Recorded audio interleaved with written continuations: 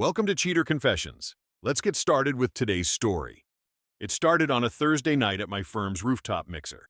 Amber stood beside me, sipping a margarita, already the loudest voice in the group. "You know what Brian needs?" she said, grinning at my coworkers. "A little chaos. He's like a walking instruction manual."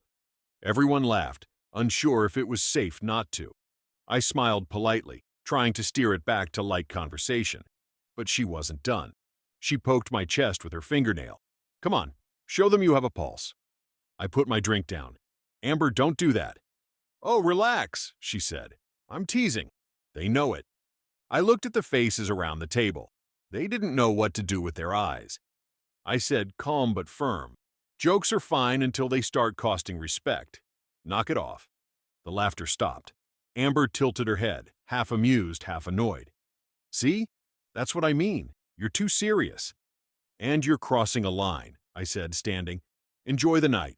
I'm leaving." "Wait, you're leaving me here?" "I'm leaving the behavior," I said. "You can ride home with Mia or call a cab." The last thing I saw before walking out was her stunned expression, caught between embarrassment and defiance. At home later, the silence hit like a clean wall. Amber came in around midnight. She didn't speak. Neither did I. That night, I realized something important. When someone laughs at you long enough, they stop seeing you. And when they stop seeing you, you either stay invisible or you stand up. I'd just done the second. The next evening, she acted like nothing had happened. She opened a bottle of wine. "You really made a scene last night," she said. "Walking out like that?" People were talking. I was at the sink, rinsing a plate. "They were talking because you made me a joke," I said. "Oh, come on," she said. "It was just fun. Everyone knows I tease you because you're too serious." I dried my hands and turned toward her. "Teasing is fine when it stays kind. What you did wasn't teasing. It was disrespectful." She rolled her eyes. "So, now I can't even joke with my husband?" "You can joke," I said. "You just can't mock. There's a difference." Amber crossed her arms. "You sound like a policy manual already. This is exactly why people think you're uptight." "Then let me make it clear," I said, keeping my tone level. "No more digs in public. No jokes at my expense. No side-eye or eye rolls when I speak. If you start, I'll end it by walking away." Her face tightened. "Rules now?" "They're not rules," I said. "They're boundaries. I'm not here to be your punchline." Amber poured herself another glass, avoiding my eyes. "You really can't take a joke, can you? I'm just trying to bring you to life a little." "Peace doesn't mean lifeless," I said. "It means I can breathe." She shook her head and tried to change the subject. "We have dinner with the Millers on Saturday. Don't make it awkward." "I won't," I said, "as long as you don't make me a prop again." She laughed once, short and sharp. "You're unbelievable." I picked up my jacket from the chair. "Maybe, but I'm done being the entertainment." I left her standing in the kitchen, trying to decide if she'd just lost a round or something bigger. By Monday, things were polite on the surface. We spoke about groceries, bills, the weather, nothing that mattered. Then, at lunch, my phone buzzed. One of my coworkers had tagged me in a post. Amber had uploaded a short clip of me at my desk from the night before, tapping away on my laptop. The caption read, "Life with a spreadsheet. Wish me luck." The comments were predictable. "Spice him up, girl. Take him dancing. Looks like a robot, but cute." Amber had liked every single one. That night she was chopping vegetables when I walked in. "Nice post," I said. She smiled without looking up. "It was funny. People loved it." "Yeah," I said. "They loved watching my privacy turned into a punchline." She set the knife down. "You're overreacting. It's harmless." "No," I said. "It's another version of the rooftop. Same crowd, bigger audience." She gave a small snort. "You take yourself way too seriously." "I take respect seriously," I said. "Since we're apparently broadcasting our marriage, I'm setting new terms." She frowned. "What now?" "We're separating finances. I opened a new account. I'll transfer my share for bills and mortgage, but anything extra, you handle yours, I handle mine." Her face twisted. "That's ridiculous. We're married." "Then start acting like it," I said. "If you want to test me, pay for the experiments yourself." She leaned on the counter, glaring. "You're punishing me." "I'm protecting myself," I said. Amber laughed once, brittle. You think this will last? You'll get tired of this act. I'm not acting, I said. I'm done negotiating for basic respect. Her eyes flicked to the floor. For the first time, she didn't have a comeback. The next morning, she didn't say goodbye before leaving for work. By the weekend, I'd started spending more time at Leonard's garage. He ran a small repair shop on the edge of town. Working there after hours felt cleaner than any conversation at home. Saturday evening, I was helping him replace a brake line when Amber's car rolled in. She stepped out in heels and perfume, way too dressed for an oil-stained floor. There you are, she said, voice carrying through the whole shop. Fixing cars now? Trying to feel manly? Leonard wiped his hands on a rag and gave her a polite nod. Evening, Amber. She ignored him and looked at me. What's the plan, Brian? Join a biker gang? I straightened, keeping my tone flat. Just helping a friend. You're avoiding your wife, she said, circling the workbench like she owned the place. You can't run away every time someone teases you. Leonard's voice cut through the tension. Maybe stop teasing then. Amber shot him a glare. Excuse me? He shrugged. You keep poking him. Don't act surprised when he steps back. She let out a sharp laugh. Wow, you've got everyone believing you're the calm hero now. Congratulations. Amber, I said, we're not doing this here. She folded her arms. You're really choosing this dusty garage over me? I'm choosing peace, I said.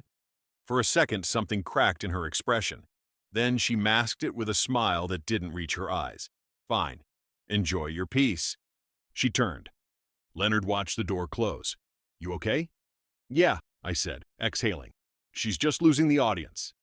He nodded once, went back to work, and we didn't speak about it again. That night, Amber's car was there, but she wasn't waiting up. Whatever we were building, she'd already stopped helping. 3 nights later, I came home from work and saw an envelope sitting in the center of the kitchen table. My name was written across it in her looping handwriting. Next to it, a note. Maybe this will wake you up. Inside were printed divorce papers. Not official, just a template from some legal website. Half the blanks weren't even filled in. I stood there for a minute, reading every line. I wasn't angry. I was just tired. Tired enough to believe her bluff. So I grabbed a pen from the drawer and signed where my name belonged. When she walked in, she stopped mid-step. What are you doing? Finishing what you started, I said, sliding the papers toward her. She blinked, then laughed. Too high, too forced. It was a joke, Brian. You really thought I was serious? You used divorce papers as a joke, I said. That's how serious it's become. Oh, stop, she said. You're being dramatic. I picked up my overnight bag. No, I'm being clear. You wanted to see a reaction. This is it. She reached for my arm. You can't just walk out. I didn't mean it. You meant to scare me, I said. And it worked, just not the way you planned. Her eyes went wide. You're not really leaving. I am. I've got a short-term rental near work. I'll send the address for mail and bills. Brian, please, she said, voice breaking now. You're overreacting. I just wanted you to care. I do care, I said, stepping toward the door. That's why I'm leaving before this gets worse. She stood there frozen as I walked out. I didn't slam the door. I didn't look back. The next week, Amber began her campaign. It started small. Texts in the morning. Hope you're eating. Miss your face. Then photos of our dog, our kitchen, a memory of some trip we'd taken years ago. By Friday, she was waiting in the lobby of my office building with a paper bag. Lunch, she said brightly, like we were newly dating. I've got meetings, I said. 5 minutes, she insisted, pulling out food. I'm trying here, Brian. You don't fix disrespect with sandwiches, I said quietly. Her smile faltered. You're cruel, you know that? I said, I'm sorry. Amber, you don't apologize. You perform. There's a difference. She blinked fast, the way she did when she felt the crowd slipping away. Then she turned toward the receptionist and said loud enough for her to hear, He's always this serious. That was enough. I stood. Lunch is over. That night, I ignored 3 calls. The 4th came as a voicemail, her crying, saying she'd ruined everything. The next day, she sent a picture of the kitchen table where the papers had been, empty now, captioned, Can we start over? I didn't answer. By the end of the month, the tone had changed. She came by my new place one evening. No makeup, hair tied back. I can't sleep, she said from the hallway. I keep hearing the quiet. Quiet's what you said you wanted to wake me from, I replied. I didn't know what that meant, she said, eyes red. I thought if I pushed, you'd show more. I didn't realize you'd disappear. I didn't disappear, I said. You just stopped looking in the right direction. She stepped closer. Can't we fix it? Not until you stop needing to win. She covered her face and nodded like someone who'd finally run out of words. Then she left, and for once, I didn't feel empty watching her go. Outside, her car sat for a minute with the headlights on. Then it turned the corner and vanished. That night, the silence felt steady, like something I could live with. When the official papers arrived, they came from an actual law office this time, not a website template. Amber had already filled out her section. The handwriting looked shaky, like she wasn't sure she wanted to finish. We met at the attorney's office on a Wednesday morning. She wore black, like it were a funeral. I signed quietly, page by page. She broke the silence. This isn't what I wanted, Brian. You put the papers on the table, I said. I just signed them. That was different, she whispered. I thought you'd fight for us.